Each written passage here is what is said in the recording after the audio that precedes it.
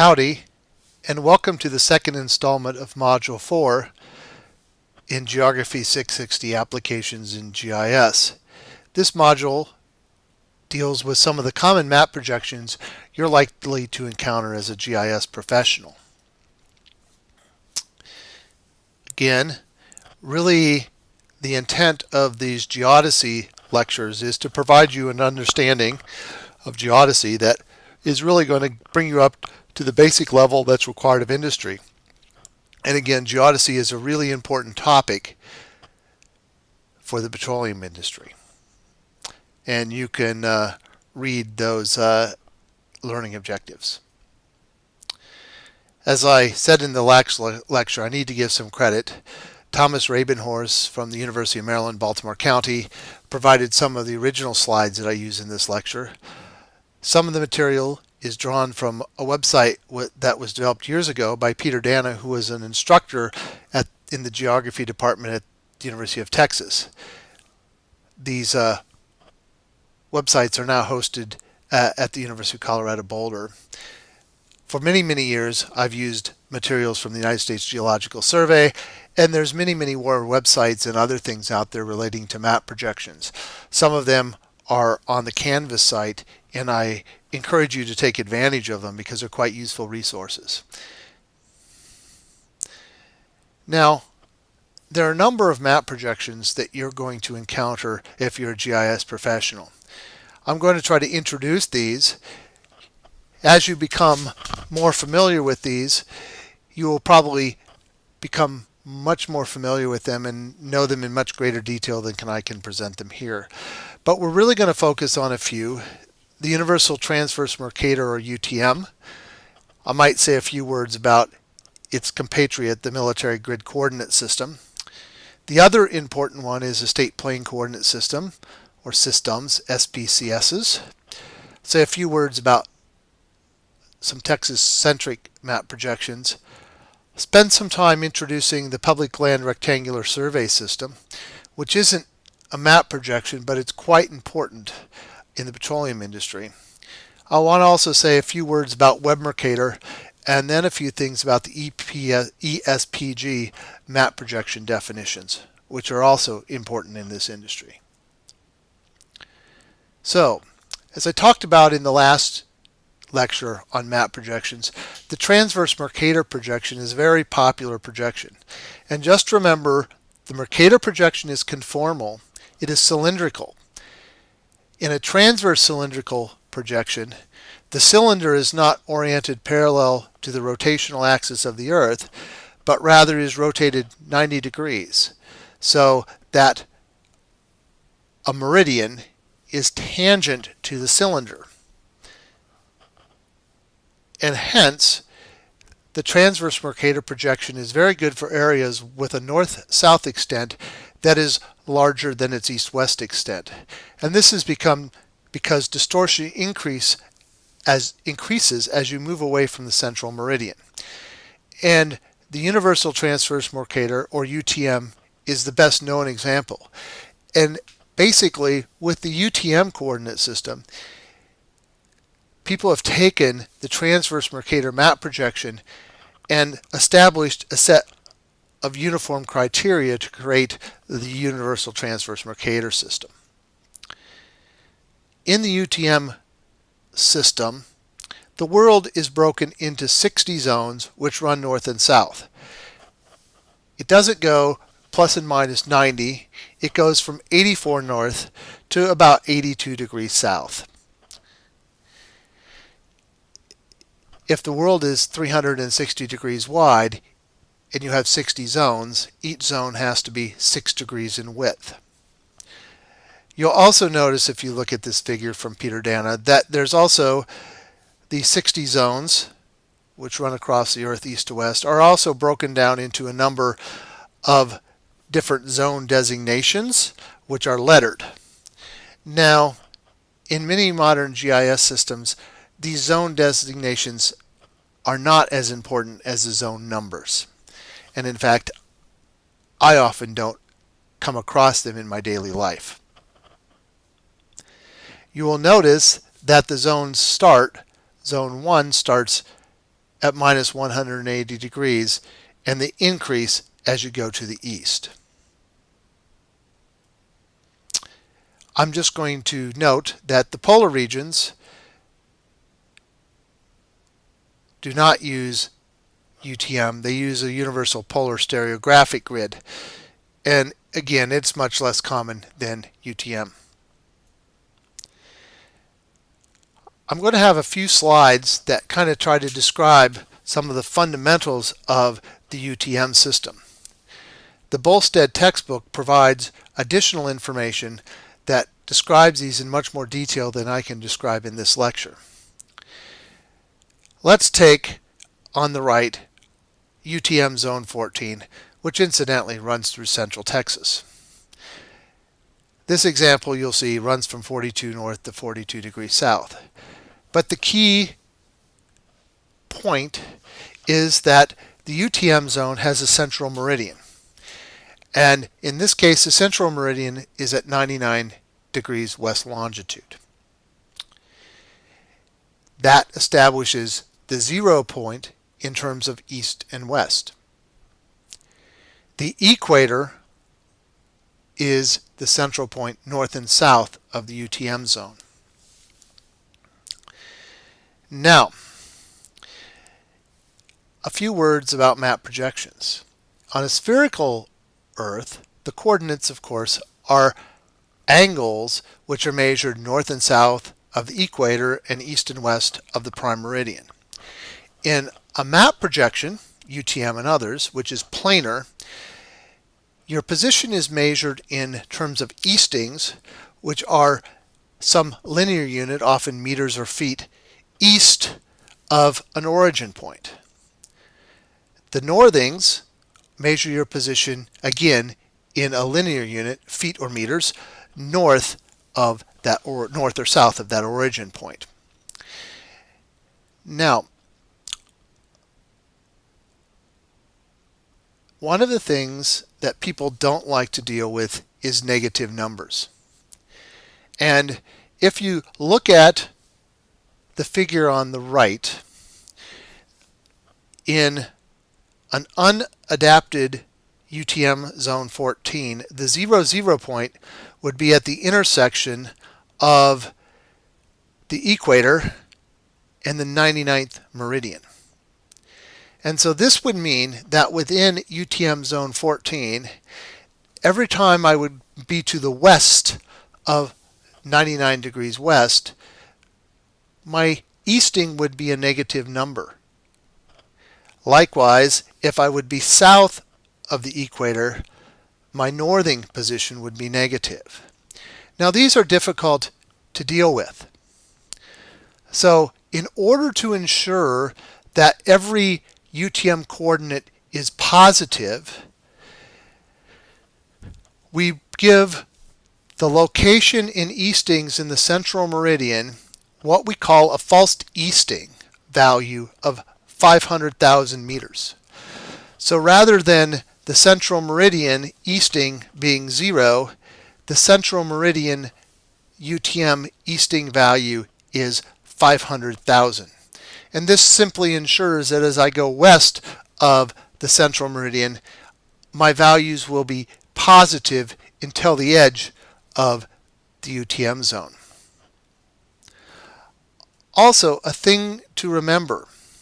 One of the things the UTM system was designed, it was designed to be a conformal mapping system where the scale variation at the equator was better than 1 part in 1,000, or 0.1%. What I mean by this is that if I would measure a kilometer distance on the map at the equator, I would know the true distance in the world would have to be somewhere between 1,001 meters and 999 meters. So again, a conformal map projection preserves shape, not distance or scale. So therefore, the UTM system is designed so that even though scale is not preserved, the variation from true scale within the UTM zone is still good to 1 part in 1,000. The other point to know is that along the central meridian, the scale is constant, but it's a little bit smaller than what it is in the real world. It's 0.9996 rather than 1. There's reasons for that. So just remember, if I'm in UTM zone 14 and I am north of the equator, I have a false easting of 500,000 meters in order to ensure that every location, every easting in that UTM zone remains a positive number. Now, if I move into the southern hemisphere, all my northings would be negative. For the portions of UTM zone 14 that fall in the southern hemisphere, we add a false northing of 10,000 meters, which in essence would mean that the equator would have a northing of 10,000. Again, this is done simply to ensure that all locations in the southern hemisphere would have positive northings. It's simply done for convenience. Your textbook has a couple of good examples of UTM zones, which I'm showing here. One is UTM Zone 11 North, which is in the western United States, and it's a northern hemisphere example. The other, UTM Zone 52 South, is for Central Australia. So let's look at the Central Australian example for a second. And again, you can read this in your book. UTM Zone 52 South, the central meridian is at east 129 degrees. If the zone is 6 degrees wide, this would mean that the western boundary of the zone is 126 degrees east, while the eastern boundary is 132 degrees east, 3 degrees on either side. And you can look and see in both of these examples how they apply the false easting, and in the case of Australia, the false northing. That's a 10-second look at UTM. The other projection system that you will come across within GIS is a state plane coordinate system, or there are actually two that are in common use today. Again, your textbook and other references can provide a lot more information about the state plane coordinate system than I can provide in this brief lecture. The thing to remember is the state plane coordinate system is not a singular map projection, but it's actually based on several, which we'll talk about. Its origins date back to the 1930s when it was established by then the U.S. Coast and Geodetic Survey. The goal was to develop a conformal mapping system for the U.S. that had a maximum scale distortion of 1 part in 10,000. So again, remember that this is conformal. So we're using conformal map projections which preserve shape, and hence there can be variations in scale or distance across the map. Remember how I said that UTM was good to 1 part in 1,000. That met the UTM mapping goals, but was not really good enough for the type of surveying in smaller spatial scale areas that the state plane coordinate system was developed for. So the idea in the state plane coordinate system was to develop a mapping system where if you measured a kilometer on the map, you would know that would be good to 1 part in 10,000.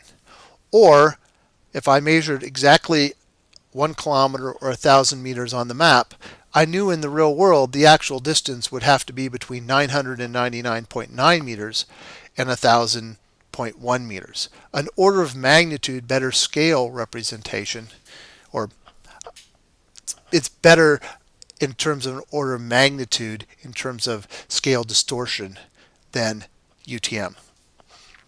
And again, the primary use of this is for very high quality engineering applications that really need to be done accurately.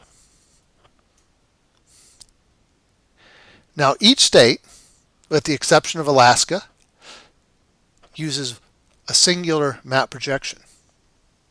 Alaska actually uses 3. For states that are elongated north-south, the transverse Mercator projection is used. For states that are elongated east-west, the Lambert conformal projection is used. Alaska uses both of these, and then, as I mentioned in the previous lecture, along the southeastern coast of Alaska, which really is oriented northwest southeast, it uses an oblique Mercator projection to better map that area. Now, to ensure that scale is accurate to distances and scale is accurate to 1 part in 10,000, what we have to do is we have to subdivide each state, or most states, especially larger states, into a number of zones.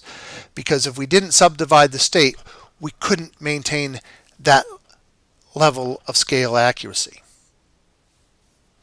And what we do then is, for example, in the state of Texas, which uses a Lambert conformal conic projection, we modify the standard parallels and other parameters to match different parts of the state. This is a figure from the Bolstad textbook that shows how the country is currently broken up in terms of its state plane coordinate system. And we'll look at a little bit more detail in a second. So, for some reason, certain states haven't been broken up, like Montana and Nebraska. Others, like Texas and Iowa, have been. So again, states are elongated north-south tend to use transverse Mercator projection. States that are elongated east to west tend to use a Lambert conformal conic projection. Because Paul Bolstad teaches at the University of Minnesota, we have a Minnesota example here, but you can see how the great state of Minnesota is divided into the north zone, the central zone, and the south zone. And in order to come up with a map projection that is appropriate for the central zone of Minnesota, it establishes 2 standard parallels that fit that central zone. And it would have similar standard parallels for the northerly zone and the southerly zone. Now, here's an example from the great state of Texas, which is divided into 1, 2, 3, 4, 5 different zones. And you can see that the zones are also provided with what's called a FIPS code, which is often used in GISs to designate the zones. And you can see for each of the 5 zones, there's individual standard parallels and different origin and different false eastings and false northings.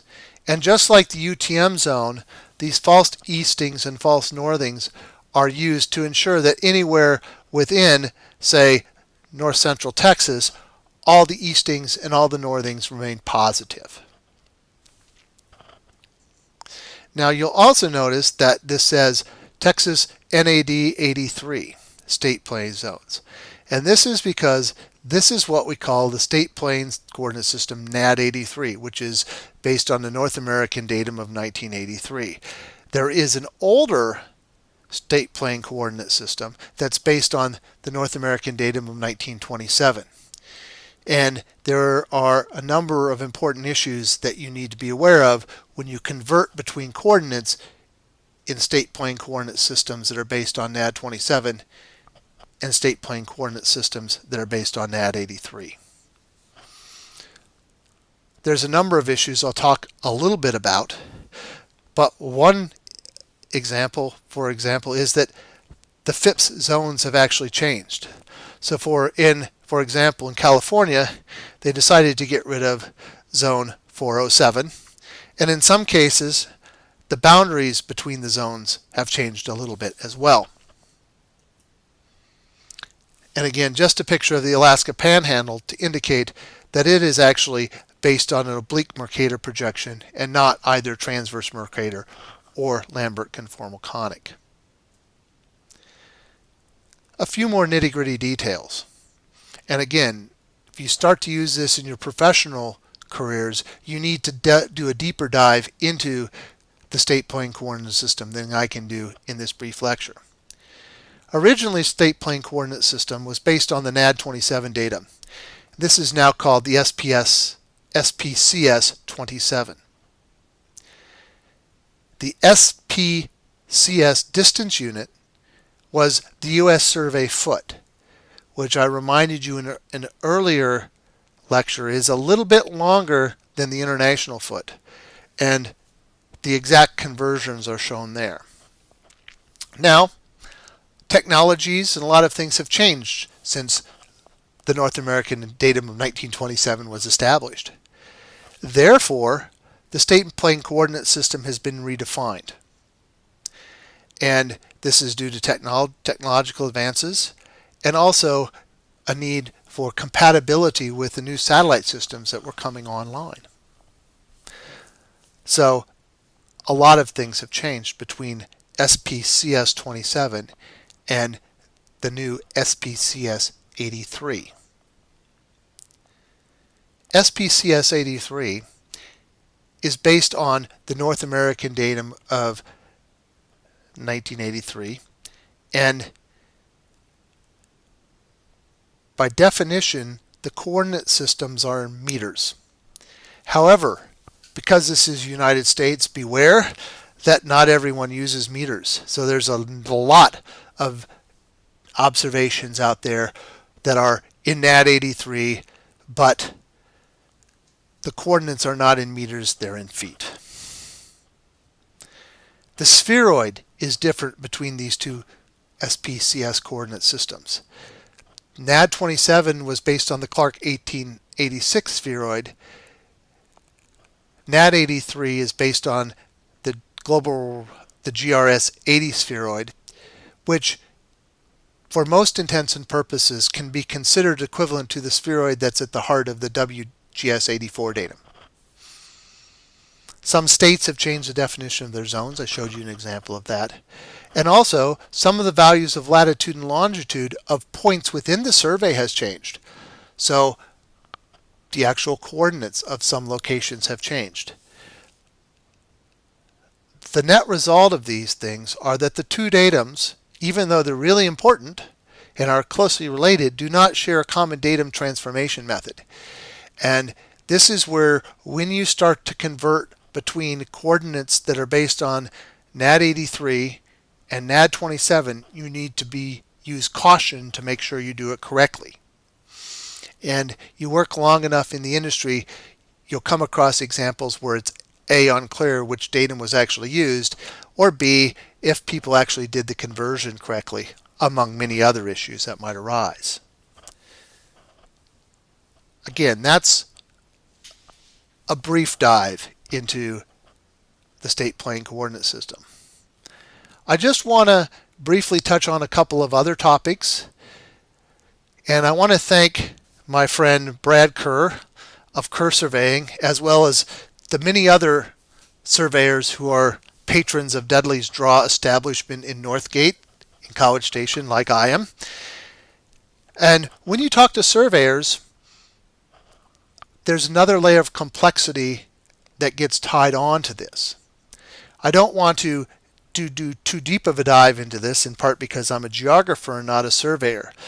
But I just want to make you aware that when you talk to surveyors, you have to understand that they are used to measuring distances on the actual surface of the Earth, which does not necessarily and often seldom falls on the spheroid or ellipsoid, which is what we as geographers are actually measuring in. In addition, they actually measure horizontal distances. If you're measuring a horizontal distance with a total station, for example, that distance actually has elevation change in it, which increases the distance over if it was perfectly flat. So what these two figures are kind of trying to show is that there's a difference between the ellipsoidal surface, the map projection surface, and the actual surface that surveyors use. And so where the projection surface is below the ellipsoidal surfaces, distances are shrunk a little bit. Where the projection surface sits outside the ellipsoid, distances are lengthened a little bit. And at the precision and accuracies required of surveying, this can matter. So what surveyors have to think about is taking the map projection surface that we as geographers kind of implicitly use, and you have to, in essence, move it up or down so it kind of matches the topographic surface on which surveyors have to operate. And that is kind of what is trying to be shown in the figure in the lower right. And this is basically done by using a scale factor. And I recognize if there are surveyors in the audience or teaching this class, you'll know much more details about what is actually going on here. I'm just trying to relate to you that the distances, the ground distances that surveyors deal with are not necessarily the grid distances that we as geographers tend to work in. It's a subtlety, but it's important that you're kind of aware of it. This leads us to a slight tangent, but something I think you need to be aware of, and will be covered in much more detail in other courses in the program. We'll talk a little bit later on about the Public Land Survey System, which covers a large portion of the United States. Because of Texas's long history, a number of different types of surveys were used to delineate property boundaries within the state of Texas. Like many of the original colonies, Texas has a lot of areas that were surveyed using what's called the Mets and Bounds, or Meets and Bounds system. And this is a system that uses physical features of the local geography along with distances and directions to define the boundaries of parcels or areas owned by individuals. And these boundaries are often described in a running prose style. For example, the boundary runs 102 feet northeast at 8 degrees from a large rock. You can understand that that type of survey system has some difficulties in relating and moving into a GIS world. Parts of Texas and Brazos County, where Texas A&M is located, has some original Spanish land grants. There were also systems that were done by both the Republic of Texas and later by the state of Texas, as well as hybrid systems. So the point being, in survey systems in Texas are very complicated. But I'm also bringing this up because I need to mention that for the state of Texas, there's actually two map projection systems that are encoded in legislative code. So if you're doing mapping that covers the entire state of Texas, there is a Texas equal area projection that you can use, which is based on the Albers equal area projection, with specific standard parallels and false eastings, false northings to match the state of Texas. And there's also a conformal mapping system, which is based on Lambert conformal conic, which again is useful for the entire state of Texas. I'm just putting a map here that shows the original surveying of Brazos County, which kind of gives you an indication of some of the complexity that you will deal with when trying to relate land records to geographic coordinates.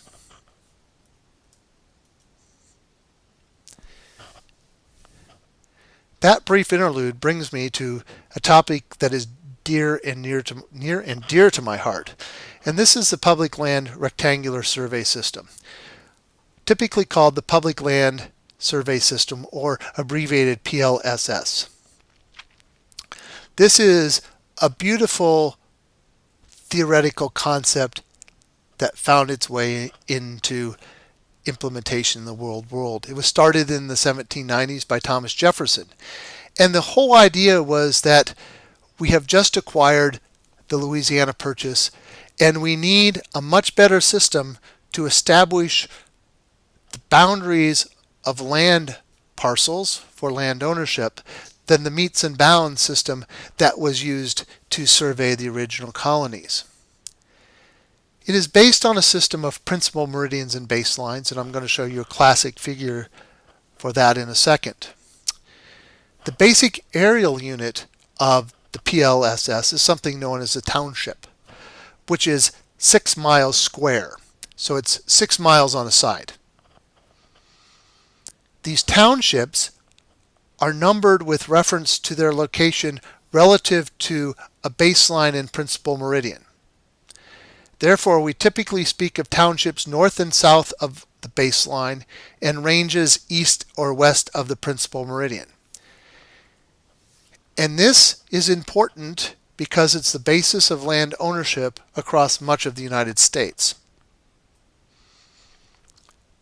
Here is a simple figure that I put together that shows in tan the area where the Public Land Survey System is used. So you can see over much of the Louisiana Purchase it was used. You can see in Ohio, for example, there's a few cutouts of private survey, which was probably done prior to the PLS going in. There's some land grants and civil colonies, for example, in places you might expect them, like New Mexico. There's also Louisiana and a few other places. But by and large, everywhere in that tan area, land ownership is based on this PLSS. And we'll get into some details in a second. So I mentioned that we measure a township relative to the principal baselines and meridians. So this is a classic map put out by the United States Department of the Interior showing the principal meridians and baselines. And as you can see by the cartography, this has been in existence for some time. It's beautiful classic cartography, but it illustrates both the states where this is employed and which areas are covered by which set of principal meridians and baselines. So this is a useful diagram by Peter Dana that tries to explain conceptually in what is meant by the township and range system. So you can see, if you look at the diagram, in the center there's a principal meridian that runs north and south, and there's a baseline that runs east and west. So the township in red is 2 townships north of the baseline, so it's called Township 2 North, and it is 3 ranges east of the principal meridian, therefore it is range 3 east. So that 6 by 6 block is called Township 2 North, range 3 west, relative to that principal meridian and baseline. You'll also notice if you go up every 6 townships north or south, you'll notice that there's a correction line. And this is because we're trying to put a rectangular system on a spherical Earth. It doesn't fit. So in order to get it to work, you go up 6 miles and you have to shift a little bit. And if you drive around the prairies of Iowa or Kansas, you'll actually be going down a little county gravel road, and you'll sometimes have to curve a quarter mile, and oftentimes those are related to where the correction lines are. But I think you can get the idea of what a township is and how it is measured north of a baseline and how its range is east or west of a baseline.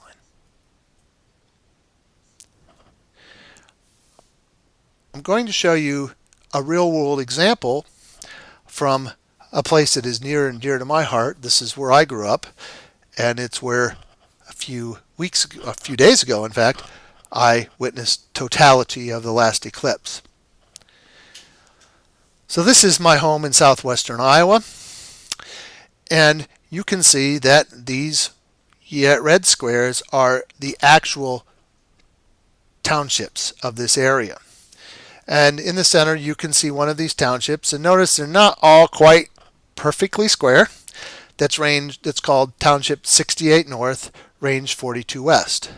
So we know that this township is 68 townships north of the baseline and 42 townships west of the prime meridian. And I think if you would go back to the map a few slides ago, you could figure out which baseline and principal meridian were used. You can also see that there is a correction line where everything is offset by about 1/4 of a mile. And in fact, if you go and look at Fisher Township, you'll see a little town of Farragut. That is what I consider home. Pretty near a little correction line. Now, the other thing I want to point out is that township and ranges don't necessarily match up to political boundaries. So for example, if you look at Locust Grove Township, there's a black line that goes through Locust Grove Township. That is actually the Iowa-Missouri border. The other thing which you will notice is that I have been using names for these townships. So what has historically happened is, while the public land survey system has used things like 68 North, Range 42 West, that doesn't work too well for locals who may use this quite often. So oftentimes the PLSS has been given names. So for example, we have Prairie, Walnut, Monroe, Riverside, Riverton, Fisher, Locust Grove, so on and so forth. So these names are what become important to the people who live there. Now, a township is still pretty large. It's 6 miles on a side, or 36 square miles.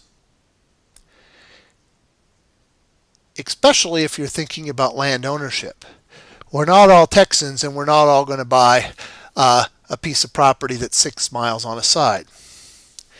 Therefore, a township is broken up into what we call sections, or a township, in fact, is typically broken up into 36 sections. So this is a blow-up of our conceptual Township 2 North, Range 3 East. And you can see that townships they're numbered 1 through 36, and the numbering order starts in the upper right, it goes across, it drops down, goes back to the east, down to the west, down to the east, so on and so forth. You kind of get the flow of the numbering of townships into your head. Now, if you're thinking about this, 6 miles on a side and there's 6 by 6 of them, this means that each section is 1 mile on a side.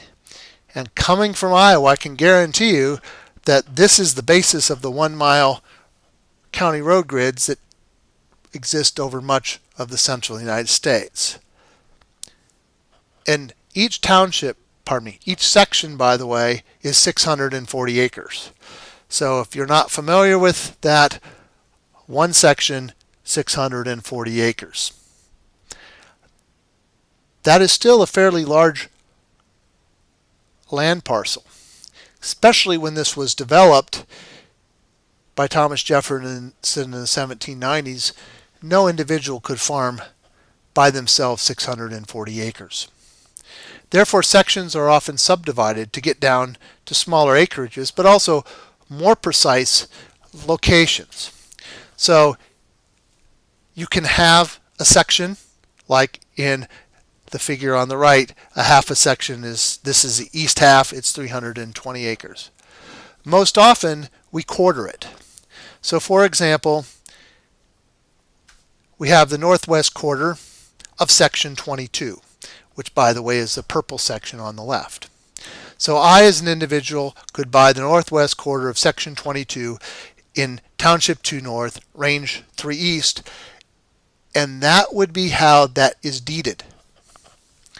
Now, 160 acres is still pretty big, so I could buy a quarter of a quarter section. So for example, I could buy the northwest quarter of the southwest quarter of section 22, Township 2 North, Range 3 East, and that would give me 40 acres. And when we describe this, notice how we go from specific to general. So I go from the northwest quarter of the southwest quarter of section 22, It's something that you should get into your mind. And I can tell you, I used to work for the Minnesota Department of Natural Resources, and in the 1980s, before there was GPS, this is how farmers were supposed to locate their irrigation wells. And I can guarantee you there was more than one farmer's application who had it backwards, and you would go to the northwest quarter, the southwest quarter, and try to find a well, and it wouldn't be there. And then you kind of might guess, well, they might have meant the southwest quarter, the northwest quarter, or northeast quarter. So it takes a while to get used to, but something that you should become familiar with because, again, it's important for land ownership over most of the United States. And so, for example, this is just a land description that could be based on the Public Land Rectangular Survey System. And this is somewhere in the Black Hills. So, again, that's why it's important. Now, a tangent, but one I find interesting. So, one of the things is that this is quite different than the meets and bounds system that was developed for, it was used in other places in the world and then in the United States original colonies. It's this beautiful concept by Thomas Jefferson that broke the world, not perfectly, but largely into these beautiful rectangular blocks for which land ownership could be established or be tracked in essence. And again, people went through and they started naming these townships because it was a place they lived and therefore it was important to them. Well, the PLLS has become larger than just something that was to delineate land parcels and do ownership. So for example, this is an actual map of one of those townships, the Locust Grove Township, and I've chosen this one because my father had a little United Methodist Church called Locust Grove United Methodist Church that is in the township of Locust Grove, about 2 miles from the Missouri border. And you can see that this is a plat of Locust Grove Township.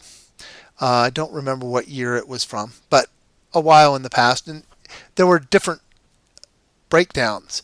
And this actual lists the people who owns each of the different areas. Those are what the names are on that.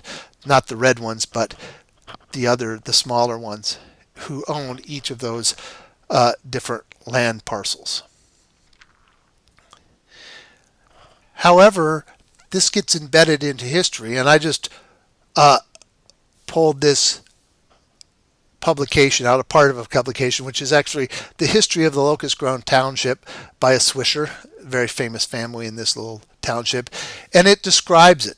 And I'll just point out that it uses words like she. So what I'm trying to get is that while this was an abstract system that was developed, it has been ingrained in numerous things in our culture. I'm just going to so this is the little Locust Grove United Methodist Church, which 2 years ago ceased to being a Methodist church and is now just a community center. I also have to tell you a little bit of a tangent of how the Public Land Survey System relates to 4-H. And I bring this up because some of you may know that as a land-grant institution for the state of Texas, Texas A&M University runs the Agricultural Extension Service for the state and also its 4-H program, which is very much related to agriculture. And coming from Iowa, I was actually a president of a 4-H club. But one of the things that has always intrigued me is the names of a lot of these 4-H clubs go back to the townships in which they were established. So here's a list of some of the 4-H clubs that used to be in existence in Fremont County. Not all of them are still existing. I don't know where the Fremont County Fletchings were. The Riverside Rockets were from Riverside Township. WMP stands for Walnut Monroe Prairie. My favorite, and where some of my friends was the Locust Grove, and I kid you not, they were called the Lads and Lassies. That gives you some indication of when these things started. I was president of SEFF, which stands for Southeast Future Farmers, and it was located in the Fisher Township. I also bring up WMP, which stands for Walnut Monroe Prairie, 3 townships, and these were our rival 4-H group, but they lay claim to being one of the 2 original 4-H clubs in the country. And you can read on the left about how 4-H started a little bit to the east of there in something called Page County at the Goldenrod School in Fremont Township.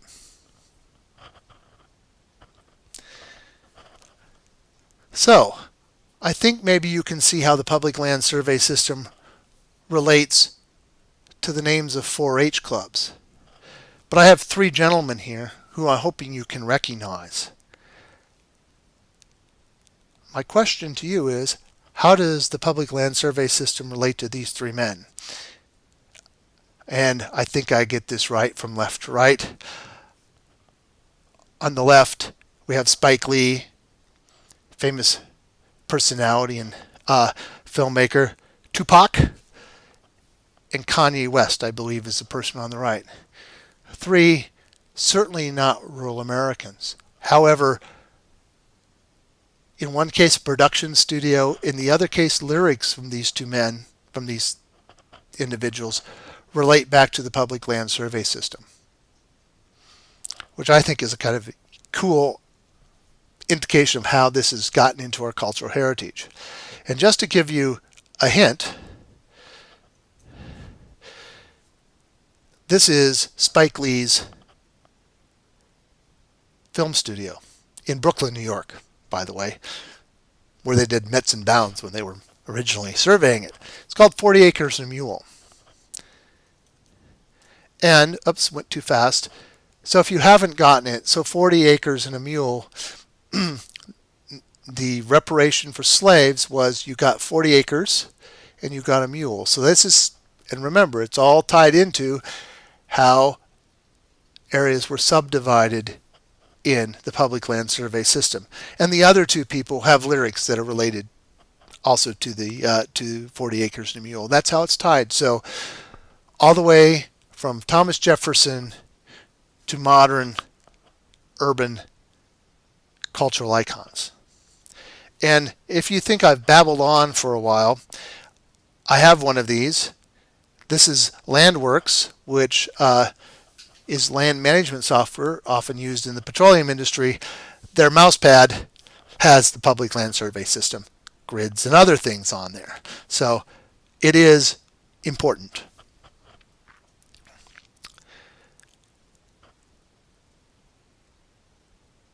One other item which I wish to mention, and this is the EPSG Geodetic Parameter Database. And it was established by what is now known as the International Association of Oil and Gas Producers, IOGP. This is a nonprofit organization who created this geodetic database, but what this has become is a standard definition of projections in the world. And you can go to www.espg.org and you can search for map projections. You can find out all the details of map projections. but it has become the de facto standard of defining map projections worldwide. And it was established by geomatics individuals working in the European oil and gas industry.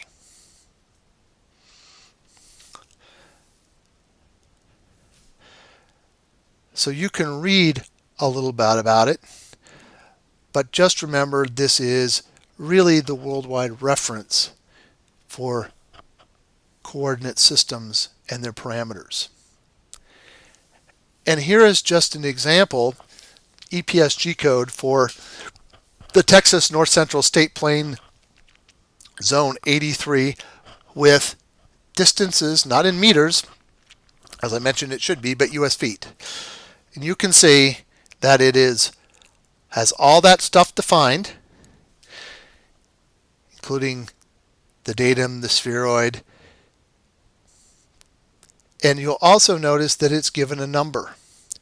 So in this case, there's an EPSG number 2276, and that EPSG number 2276 uniquely defines the Texas North Central State Plains Zone NAT 83 with the linear units of feet. In some software, that's actually how you have to go in and define the actual projection, by giving it the EPSG code. You don't have to do that in a lot of GIS packages, but in some you do.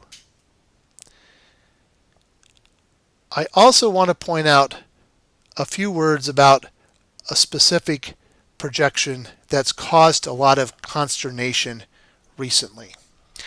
And this is the Webb Mercator projection. And not going to go into all the verbiage I've put on this slide, but really what you need to kind of be aware of is that in order to make processing a little bit faster for web services, this was done by like Google, some simplification to the standard formulae for the Mercator projection has been used. And the other thing about Webb Mercator is it's tied to the WGS 84 elliptical datum, and this causes some discrepancies. But just remember that there are differences between Webb Mercator and the standard Mercator projection.